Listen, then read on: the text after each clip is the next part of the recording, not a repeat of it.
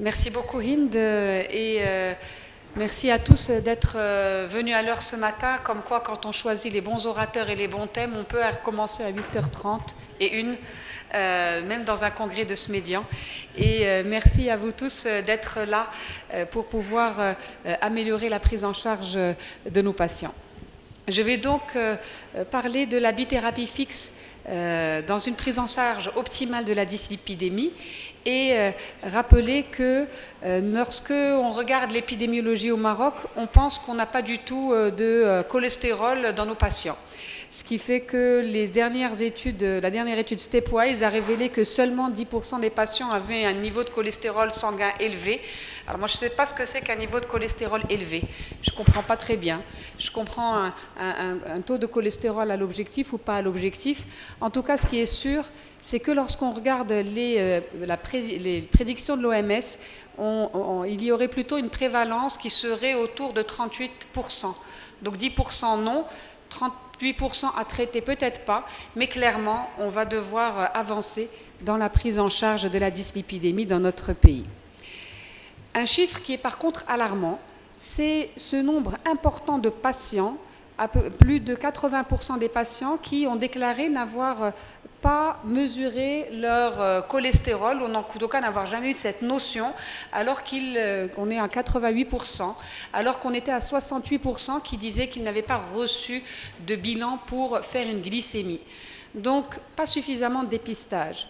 Pas suffisamment de dépistage, mais aussi pas suffisamment de base, avec très peu de personnes, donc de Marocains, ce ne sont pas des patients, ce sont des Marocains, malades ou pas, qui avaient reçu des conseils diététiques, que ce soit sur l'activité physique ou sur les graisses alimentaires. Et donc, très important pour notre pays, qui aujourd'hui, comme vous le savez, a été classé comme pays non pas à haut risque cardiovasculaire comme on l'était avant, mais à très haut risque cardiovasculaire, eh bien, il est important qu'on travaille sur les lipides. Et j'ai mis les premiers messages. Attention, on a une pathologie qui est complètement silencieuse, 98% des cas asymptomatiques. D'abord, nous devons insister sur le dépistage et le mode de vie sain. On va peut-être faire passer un jour un sondage à la Smédian pour voir si vous seriez d'accord pour ne pas avoir des petits gâteaux à la crème et d'autres acides gras trans dans les pauses café. Moi, j'y suis favorable, mais pas tout le monde. Donc peut-être qu'on fera un jour un sondage sur ça pour donner l'exemple. Et puis, très important également de pratiquer l'activité physique dans un pays qui est à un risque cardiovasculaire très élevé. Je vais donc articuler mon topo sur un patient de 60 ans, Adil, qui est fumeur, donc un autre facteur de risque, avec une famille qui a une hypercholestérolémie chez certains, qui est déjà connu hypertendu sous IEC, avec un indice de masse corporelle à 29 kg par mètre carré, un surpoids, une obésité abdominale sur le tour de taille et des chiffres de pression artérielle qui sont à la limite avec 140-85 mm de mercure sous traitement. Vous avez ici son bilan lipidique. Alors, on a déjà un LDL à 1,55. On se dit que c'est très probablement déjà très haut. Un prédiabète et puis une TSH normale, des transaminases normales. La première des choses à laquelle je vais penser, c'est justement les 4 étapes. On doit passer par le phénotypage de la dyslipidémie. D'abord, savoir quel type de dyslipidémie il a. Ensuite, on va définir le risque cardiovasculaire, bien entendu, conformément aux pays qui ont un niveau de risque très élevé. Il va falloir s'acharner par la suite à définir les cibles thérapeutiques qui sont aujourd'hui très diminuées, très basses. Et je vous poserai la question, combien de vos patients ont des LDL qui sont en deçà de 0,55 g par litre quand c'est votre objectif? Est-ce que quelqu'un ici peut me répondre? Vous pouvez lever le doigt, ceux qui ont, vous connaissez déjà les cibles, 0,55 g par litre comme objectif et qui y arrivent. Vous avez plus de 20% des patients qui sont à cet objectif aujourd'hui? Non, en tout cas, nous, on a encore moins. Et c'est vrai que c'est l'occasion de choisir le traitement le plus efficace. Je vais donc commencer par classer. Et je trouve que la classification pratico-pratique clinique de Monnier, avec la dyslipidémie, avec une hypercholestérolémie pure ou une hypertriglycéridémie pure, ou bien des mixtes, est tout à fait adaptée à notre réflexion, et notre patient, comme vous l'avez vu tout à l'heure, avait essentiellement un LDL, un cholestérol et un LDL qui étaient élevés. Dans la communauté des endocrinologues, on ne passe pas à côté des diagnostics différentiels et surtout des dyslipidémies secondaires, et on fait très facilement des TSH pour éliminer une hypothyroïdie, même si cliniquement on arrive facilement à faire le diagnostic si c'est le cas. Il faut continuer et regarder si le patient n'a pas non plus une hypertriglycéridémie, c'est les causes qui sont les plus fréquentes, qui est secondaire à un diabète ou à une obésité. Attention aussi aux patients qui boivent de l'alcool. Quand on était dans les salles de cours, on a appris que l'hypertriglycéridémie, c'était glucido-alcoolodépendant. Donc forcément, quand on a une prise massive d'alcool, eh bien, on va fausser cette dyslipidémie. Et puis, je rappelle aussi la prise des œstrogènes comme contraceptifs, les œstroprogestatifs, qui peut également donner une dyslipidémie secondaire et donner un traitement par excès inutile chez des patientes qui n'en avaient pas besoin. Donc je phénotype ma dyslipidémie chez mon patient et c'est une hypercholestérolémie. Maintenant, pour définir le risque cardiovasculaire, eh bien, on sait qu'on va devoir utiliser dans les dernières recommandations de l'ESC qui ont été publiées, eh bien, on sait que c'est le cholestérol total que je vais utiliser pour le score. Alors aujourd'hui, on a le score 2 et le score OP, de OP pour les old person, mais on a gardé le cholestérol total pour pouvoir classifier les patients. Et puis, quand on va regarder les cibles, ce sera le LDL essentiellement qui va être regardé. Je voudrais vraiment insister sur le fait que ce score 2 a des différences notoires qui doivent nous inciter à même discuter avec les patients. Puisque lorsqu'on avait le score, le premier, eh bien, c'était un score de mortalité. Et aujourd'hui, on a un score de morbimortalité. Le score 2, c'est pour estimer le risque à 10 ans, à la fois de maladies cardiovasculaires fatales, mais aussi non fatales, quel que soit le type de maladie, infarctus du myocarde ou AVC. Et donc, il est normal qu'on ait un score plus important, un risque plus important chez les patients, puisque l'initial, ne regardait que la mortalité. On a gardé la même réflexion. Les 5 paramètres qui vont être utilisés, on sépare les hommes des femmes, on sépare les fumeurs des non-fumeurs. Ensuite, on va croiser la valeur de pression artérielle systolique, que vous voyez ici, avec la valeur du cholestérol total. Si on le fait, on va le voir tout à l'heure pour notre patient, eh bien vous allez voir que très rapidement dans nos pays, on est facilement dans le rouge. Et puis, on peut utiliser aussi le non-HDL cholestérol pour la stratification du risque. Grâce aux dernières études sur les seniors, et notamment les patients et les personnes qui dépassent 70 ans et même 80 ans, on a pu cette fois-ci identifier avec le score 2 le niveau de risque des personnes qui avaient 70 ans et même jusqu'à 90 ans avec une précision, alors qu'avant on ne faisait qu'extrapoler pour les personnes âgées avec les derniers chiffres qu'on avait pour les 65 ans. Donc mon patient, 60 ans, qui est fumeur. Donc, j'ai un homme fumeur. Alors déjà, on va dire qu'on est quasiment à très haut risque cardiovasculaire sans discuter. Donc, l'objectif n'est pas compliqué ici. L'objectif, c'est 0,55 grammes par litre pour le LDL cholestérol. Mais comme vous le voyez, à la différence de ce qu'on avait avant, eh bien, on va avoir un chiffre précis pour estimer ce risque. Lorsque je croise ma valeur de cholestérol total, donc l'âge, la valeur de cholestérol total et la pression artérielle systolique, je me retrouve avec un score de 31.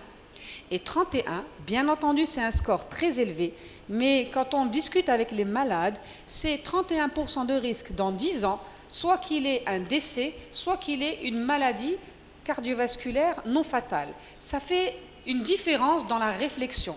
1 sur 3 va décéder ou avoir une maladie cardiovasculaire, donc il est très important de pouvoir identifier ces personnes qui, on va dire à vue de nez, de loin, quand on voit un patient fumeur, d'accord, mais 60 ans, on n'imagine pas qu'il ait un score aussi important de morbimortalité à 10 ans. Il a donc une hypercholestérolémie et un très haut risque cardiovasculaire. Et lorsque je vais définir les cibles thérapeutiques, eh bien, je vais aller d'emblée à 0,55 grammes par litre. comment je fais pour choisir le traitement le plus efficace? C'est quelque chose qui doit rentrer dans les mœurs. Je suis sûre que la plupart des personnes dans la salle le font, mais il est important à la fois de voir le LDL de base, le LDL du patient et l'objectif auquel vous voulez arriver. On ne peut pas se dire, je veux arriver à 0,55, on ne peut pas se dire, on ne va pas regarder les mêmes patients qui démarrent à 1 gramme avec des patients qui démarrent à 1,55. Et donc la prise en charge thérapeutique, elle démarre d'abord par la nutrition. C'est vrai, nutrition pour tous. Maintenant, quand nos patients viennent nous voir en nous demandant un régime pour le cholestérol, eh bien, on sait bien qu'il n'existe pas de régime pour le cholestérol. Il existe un mode de vie sain pour tous, pour les patients dyslipidémiques et les patients non dyslipidémiques. On doit avoir les mêmes façons de procéder. Et puis, quand on voit les objectifs de l'ESC toujours, eh bien, lorsqu'on regarde l'alimentation méditerranéenne telle qu'elle est en théorie, eh bien, avoir cette alimentation méditerranéenne est vraiment très favorable. Maintenant, aujourd'hui, nos patients, les personnes marocaines, nous-mêmes, est-ce que nous adoptons cette alimentation méditerranéenne? Eh bien, je dois dire que la plupart du temps, non. Mais il faut insister pour qu'en dehors des congrès, comme ça on ne regarde pas ce que chacun mange aujourd'hui, à la maison chez soi, on puisse donner l'exemple, mais aussi dans les pauses café à mon avis. Donc, je suis devant un patient qui, selon les recommandations, est à très haut risque cardiovasculaire en prévention primaire. On est tous d'accord pour dire qu'on va démarrer le lifestyle vu le niveau de LDL de base initial qui est très élevé. Traitement médical d'emblée avec les mesures hygiéno-diététiques, on a encore, lorsqu'on discute avec les collègues, cette fameuse question du cholestérol trop bas. Est-ce que c'est dangereux? Alors, je vais vous dire sincèrement, je pense que c'est une question qui ne se pose pas au Maroc. Je vous assure, pour moi, ce n'est pas une question. Est-ce que le cholestérol est trop bas ou pas trop bas? Parce qu'on n'arrive pas à le baisser de toute façon. Jusqu'à très récemment, nous n'avions que les statines. Donc avec les statines, avoir peur de baisser trop le cholestérol LDL de nos patients me semble inutile à réfléchir. Donc oui, il y a une réduction des risques cardiovasculaires, une diminution du risque relatif des événements, à chaque fois qu'on diminue le LDL cholestérol, ne serait-ce que de 1 millilitre par litre. Donc, s'il vous plaît, qu'on utilise les statines, tant mieux. On va voir que chez nous, on utilise quand même les statines, pas beaucoup, mais ce rapport bénéfice-risque, il a toujours été pour la baisse du cholestérol. Maintenant, à chaque fois qu'on parle des statines, je ne reviens pas sur la polémique qu'il y a eu il y a quelques années, malheureusement, eh bien, il faut garder à l'esprit que lorsqu'on traite avec une statine à forte dose, les statines à forte dose, ce n'est pas de la simvastatine 20 ni 40, eh bien, on évite de toute façon, sur 5 ans, 1000 événements cardiovasculaires en prévention secondaire et 500 en prévention primaire. Oui, il y a des effets indésirables, mais simplement 50 à 100 douleurs musculaires et juste 5 myopathies. Donc, on sauve 1500 patients et on a 5 myopathies. On va voir, on a bien sûr des cas de diabète et puis on a quelques cas d'AVC hémorragique. Mais l'un dans l'autre, quand on compare les deux, la balance, elle va nettement au bénéfice, clairement. Et puis, quand on parle d'incidence du diabète, il faut aussi réfléchir. D'abord, nous sommes des médecins des maladies métaboliques, donc le diabète ne doit pas nous faire peur. Et puis, on va le dépister.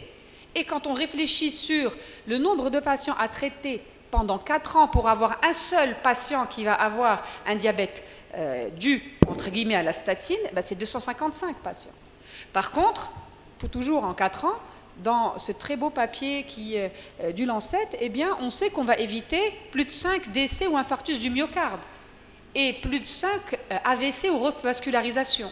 Donc là aussi, le diabète, il ne faut pas penser que c'est un frein à la mise en place de la statine.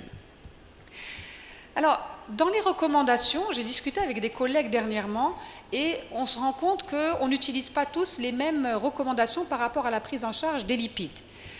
On peut tous choisir ce qu'on veut et vous pouvez choisir ce que vous voulez dans les recommandations. Il faut juste savoir si elles sont adaptées à nos pays et si jamais elles ont été regardées. C'est la première fois que dans l'ESC, on regarde le Maroc comme pays à très haut risque cardiovasculaire, d'où l'intérêt, à mon avis, d'aller le suivre. Maintenant, vous avez les recommandations canadiennes, vous avez d'autres types de recommandations qui sont intéressantes. Et ce qui serait, à mon avis, consensuel, c'est qu'on puisse discuter ensemble pour qu'on garde la même ligne de route. Ça peut perturber un malade. Après, je vais vous dire encore une fois, quelle que soit celle que vous allez utiliser, dans notre pays, ça ne compte pas beaucoup parce que vous allez utiliser et devoir utiliser les statines de haute intensité et associées, on va voir, à l'ézetimibe pour des cas. Alors, en août dernier, il y a eu une actualisation des recommandations pour le diabète. Aujourd'hui, je ne vais pas forcément parler du diabète. Le but, c'était de voir les patients à très haut risque cardiovasculaire que sont les diabétiques. Et c'est vrai que les lignes directrices ayant été révisées, on a beaucoup plus axé au niveau de l'ESC sur la prévention et les maladies cardiovasculaires associées au diabète, ce qui fait qu'on regarde cette population avec une loupe. Et il y a la nouveauté, c'est que les patients diabétiques doivent être évalués. On le savait, mais on va scorer et calculer ce score 2 qui va être intéressant, comme vous le voyez tout à l'heure, parce qu'un patient à très haut risque cardiovasculaire avec 22% de risque à 10 ans, eh bien, n'aura pas la même réflexion qu'un patient qui aura 38% de risque à 10 ans, d'où l'intérêt d'avoir ce score pour lui et qui va être calculé. Je ne reviens pas sur les paramètres qui ont été utilisés, notamment les atteintes d'organes sévères, notamment au niveau rénal et microvasculaire. Et je vais revenir à mon patient pour revoir son objectif de LDL à 0,55 et on se pose la question du traitement. Vous connaissez les traitements des lipides. On utilise chez nous essentiellement les statines. Les inhibiteurs de PCSK9 ont l'AMM au Maroc, mais je ne sais pas ici si vous en avez l'expérience. Moi, j'ai un seul patient qui se le procure de l'étranger. Je pense qu'on a très peu de patients sous inhibiteurs de PCSK9, vu le coût. Et puis, on a les étimides. Le risque modéré, on a dit, c'était 1 gramme. Le risque élevé, 0,7. Et le risque très élevé, 0,55. En fait, la grande question, c'est si on veut suivre ces recos, à mon avis, on doit d'abord changer nos pratiques. Changer nos pratiques, ça veut dire utiliser des statines de haute intensité lorsqu'on part de 1,55 et qu'on veut arriver à 0,55 et que la rosuvastatine 5 pour démarrer ce profil de patient ou l'atorvastatine 10 pour ce profil de patient, ça ne va pas matcher. Ça ne va pas matcher, même des très bons répondeurs ne vont pas avoir de résultats. Donc, mon patient, est-ce qu'on devrait proposer, ou qui était sous statine, pardon, est-ce qu'on pourrait proposer d'augmenter sa posologie ou est-ce qu'on va proposer d'associer les étimibes? Je vous marque tout de suite les statines que j'appelle les statines de l'endocrinologue, c'est-à-dire, à mon avis, pas du tout les statines de basse intensité, mais uniquement les statines à intensité modérée et nous, à l'hôpital, surtout les statines de forte intensité, avec la nécessité de rappeler qu'on va prescrire, lorsqu'on veut baisser le LDL cholestérol de plus de 50%, ce qui est le cas chez notre patient, de démarrer ou au moins d'arriver à une rosuvastatine 20 et à une atorvastatine 40. La 80, elle va être proposée en post-infarctus. Et là, je voudrais aussi poser la question, dans les habitudes, est-ce que vous allez à la forte dose de statine, notamment l'atorvastatine 40 ou la rosuvastatine 20? Quand on regarde les IMS, le nombre de statines qui sont vendues au Maroc, on se rend compte qu'on ne doit pas beaucoup aller là-dedans. Tout en sachant que si vous avez un patient qui a baissé avec une statine à intensité modérée, je vais prendre l'exemple de la rosuvastatine 10, eh bien, si votre patient arrivait à baisser de 30% son niveau de LDL, on sait qu'à chaque fois qu'on va augmenter, on va doubler la dose de statine, eh bien, on va avoir une diminution qui est minime, moins de 6% de plus de LDL, de baisse du LDL cholestérol. Donc, augmenter la statine, la posologie, c'est bien, mais c'est clairement non suffisant. Ensuite, je vous ai mis ici une méta-analyse qui montrait que les patients à 1 an qui étaient sous statine n'arrivaient pas finalement à baisser leur niveau à moins de 0,55 pour une majorité d'entre eux. Donc, 40% des patients sous dose élevée n'étaient même pas à l'objectif 0,7. Si on veut parler de l'objectif 0,55, eh bien, c'est encore moins. Avec également une information qui est toujours importante, c'est que quand on regarde les patients qui sont sous statine aujourd'hui, on pense qu'ils vont rester sous statine demain, dans un an. Et puis, comme vous le voyez, au fur et à mesure du temps, on va avoir cette discontinuation. Les patients arrêtent leur statine très facilement parce que, ça fait pas mal. Les Marocains, quand ils ont pas mal, ne prennent pas de traitement. Je vais être claire et vous le savez tous. Et il faut donc les inciter à les prendre. Dans les recommandations, on propose les statines de haute intensité pour les patients à très haut risque cardiovasculaire. Si on n'arrive pas à l'objectif, on va démarrer les étimibes en association à la statine. Et puis, bien entendu, on va ensuite proposer, si on peut, les PSK9 inhibiteurs. Lorsque vous traitez un patient diabétique par un antidiabétique oral ou injectable, vous faites toujours la projection de, dans 3 mois, le patient va baisser de 1, de 2, de 3% l'hémoglobine glyquée. Et vous prévenez le malade que s'il est à 12% sous metformine, vous lui prescrivez un IDPP4 par exemple, eh bien, vous savez que dans 3 mois, il n'arrivera jamais à l'objectif 7. Et en fonction des situations, soit vous utilisez un autre traitement qui baisse plus, soit au moins vous prévenez le malade qu'il va y avoir une escalade thérapeutique. Il faut faire la même chose lorsque vous allez prescrire une statine. Lorsque vous prescrivez une statine, eh bien, même la Torva 40, c'est 40, et la Rosuva 20, eh bien, ils ne vont pas dépasser en moyenne 50%. Lorsqu'on rajoute les statines et les étimibes, eh bien, on est autour de 65%. Et je pense que c'est vraiment déjà une première étape pour pouvoir baisser le niveau de LDL cholestérol de nos patients. Les études sur les étimibes aujourd'hui sont anciennes. Vous connaissez tous l'étude IMPROVE-IT qui a donné finalement ses lettres de noblesse à les étimibes, qui avait regardé des patients qui avaient déjà un syndrome coronarien aigu, qui ont eu soit de l'ésétimib avec de la simvastatine 40, soit uniquement de la simvastatine 40 sur 6 ans. Et puis, in fine, à la fin de l'étude, on se rend compte qu'on a eu un bénéfice supérieur avec l'association ésétimib-simvastatine 40 par rapport à la simvastatine seule. Et puis, ce bénéfice, il était d'autant plus important que les patients étaient diabétiques, ou que des patients avaient un traitement antérieur, et donc l'ajout de l'ésétimib dans ce profil patient avait été très favorable. On a d'autres études, je vous ai choisi celle-ci aussi, l'étude ACT, qui a regardé l'efficacité et également la sécurité, non pas de la simvastatine, mais la rosuvastatine, puisque c'est elle que nous avons aujourd'hui dans notre thérapeutique au Maroc. Le fait d'augmenter et de passer de la rosuvastatine 5 à la rovastatine 10, c'est en gris clair, et le fait d'avoir l'association des deux, comme vous le voyez, étant gris foncé, eh bien, on se rend compte que, quels que soient les profils patients, ceux chez qui on voulait baisser à l'époque le LDL à 1 gramme parce qu'ils étaient à risque cardiovasculaire modéré, ou à 0,7 qui était l'objectif à l'époque pour les patients qui avaient un risque cardiovasculaire élevé, eh bien, il n'y a pas photo, l'avantage allait vers l'association de l'ésétimib avec la rosuvastatine, quels que soient les niveaux de risque. Il y a des effets indésirables. Alors, il y a des effets indésirables.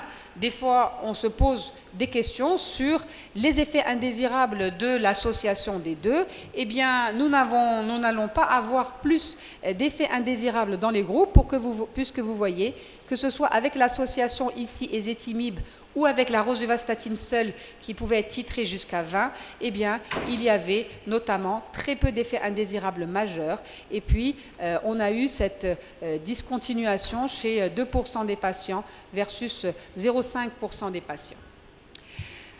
Dernière étude que je voulais vous proposer, c'était cette étude de phase 3 qui a comparé des patients qui étaient à très haut risque cardiovasculaire, ici very high risk ou high risk, et qui a comparé des doses importantes, encore une fois, de rosuvastatine 20 versus rosuvastatine 10 et ésétimib. Et vous voyez que l'association garde ses avantages qui, aujourd'hui, devraient nous conforter dans ce rationnel naturel d'inhiber le cholestérol à la fois par les statines, sur la synthèse, mais aussi par l'absorption, la diminution de l'absorption du cholestérol par les éthymibes, qui va nous permettre d'arriver à nos objectifs. Pour schématiser, le risque modéré, quand on veut diminuer en dessous d'1 gramme, peut-être que des statines de haute intensité, surtout chez nos patients avec un syndrome métabolique, un diabète ou une obésité, qui ont des LDL cholestérol qui dépassent 1 gramme de loin, eh bien la statine pourrait être suffisante. Je dis bien pourrait. Lorsqu'on va avoir un risque très élevé, l'association statine et éthymibes me semble indispensable pour pouvoir diminuer ce LDL cholestérol, en tout cas si c'était mon patient, qui démarrait à 1,55. Je ne vais pas parler des inhibiteurs de PCSK9 qui ne sont pas disponibles, mais clairement, dès lors que nous allons avoir un patient comme le nôtre à risque très élevé, eh bien la statine de haute intensité seule ne sera pas suffisante et il est intéressant de garder les éthymibes en plus. Donc pour mon patient Adil, hypercholestérolémie, très haut risque cardiovasculaire, pour arriver à mon objectif de 0,55, je vais associer la statine et les éthymibes. Je vais conclure par l'adhérence thérapeutique. Nous avions, je ne sais pas si vous connaissez le générique de l'ézetimibe qui est ou était disponible au Maroc, très non promotionné en tout cas à ma connaissance. Eh bien, lorsqu'on va rajouter à nos patients diabétiques, dyslipidémiques, cardiaques, hypertendus, un comprimé ou deux, eh bien, on sait qu'on va baisser l'adhérence. Dans cette étude qui a comparé une combinaison fixe ézetimibe-statine versus une association libre, eh bien, on a eu comme conclusion que 85% d'entre eux allaient avoir plus d'adhérence au traitement lorsqu'ils avaient un seul comprimé versus 2 comprimés. Les personnes comme vous qui êtes habituées au traitement des maladies chroniques savez combien un seul comprimé de moins dans l'ordonnance peut être important pour le patient, d'où l'intérêt de cette association fixe. Ce qui fait qu'aujourd'hui, si je vais donner les derniers messages, je répète, le dépistage de la dyslipidémie est indispensable. Et dépister, c'est important chez tous nos malades, en tout cas nous en tant qu'endocrinos, mais également chez les patients qui sont suivis par des internistes ou des médecins de famille. Aujourd'hui, on sait qu'on doit scorer nos patients, et scorer nos patients pour l'éducation thérapeutique et expliquer combien leur risque est élevé, avec un duo gagnant pour nous, pour l'instant, même chez les patients chez qui nous aurions voulu prescrire des inhibiteurs de PCSK9, au moins baissons en moyenne de 65% le LDL cholestérol grâce à l'association ézetimibe et rosuvastatine, et puis favorisons l'observance, favorisons l'adhérence avec l'association fixe. Je ne sais pas si vous avez déjà eu cette possibilité de prescrire, en tout cas on n'a pas encore eu le suivi à mon avis vu que ça vient d'être mis sous le marché, mais je suis sûre que dans l'avenir nous aurons plus d'expérience et en tout cas on arrivera peut-être lors du prochain congrès national à plus de patients qui vont atteindre l'objectif de 0,55 pour la plupart et je vous remercie.